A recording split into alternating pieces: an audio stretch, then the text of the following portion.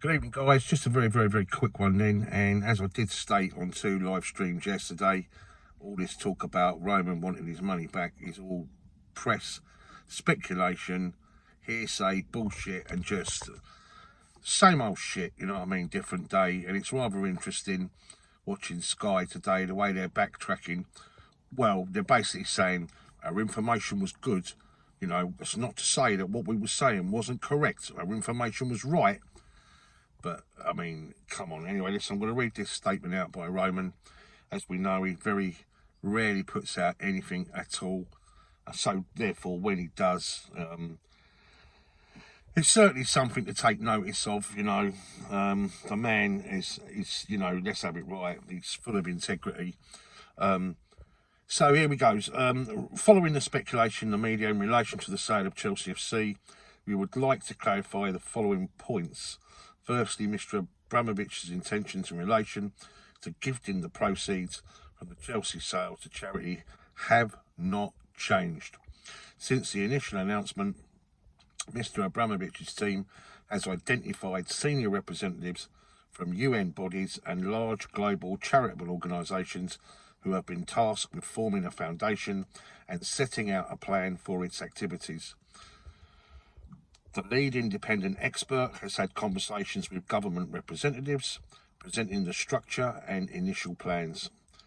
Mr. Abramovich has not been involved in this work, and it has been managed independently by experts with years of experience working in humanitarian organisations. Secondly, Mr. Abramovich has not asked for any loan to be repaid to him. Such suggestions are entirely false. Well, we know that, don't we? Do you know what I mean?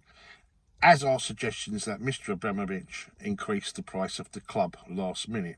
As part of Mr. Abramovich's objective to find a good custodian for Chelsea FC, he has, however, encouraged each bidder throughout this process to commit investing in the club, including the academy, women's team, and the necessary development or redevelopment of the stadium, as well as maintaining the work of the Chelsea Foundation. Following sanctions and other restrictions imposed on Mr. Abramovich by the UK since announcing that the club would be sold, the loan has also become subject to EU sanctions requiring additional approvals.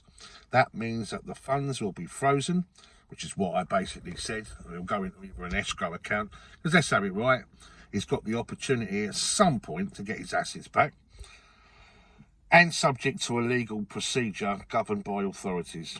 These funds are still earmarked for the foundation. The government are aware of these restrictions, so, you know, as well as the legal implications. To be clear, Mr. Abramovich has no access or control of these funds and will not have any access or control of these funds following the sale. Despite the change in circumstances since his initial announcement, he remains committed to finding a good custodian for Chelsea FC and making sure the proceeds go to good causes. Spokesperson for Mr. Abramovich. So there we have it, guys. Exactly how I said it was going to happen. Exactly what I said. It's not going to affect the sale of the club.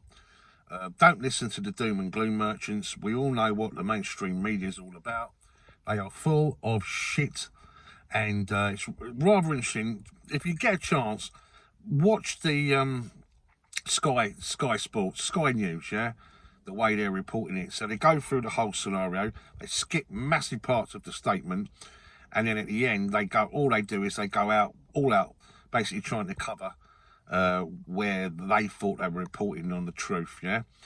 Well, it's you know, it's a statement there. It's very clear. Time to relax, guys, yeah? And trust in the man, yeah? That's never, ever let us down. Much love. Speak to you soon.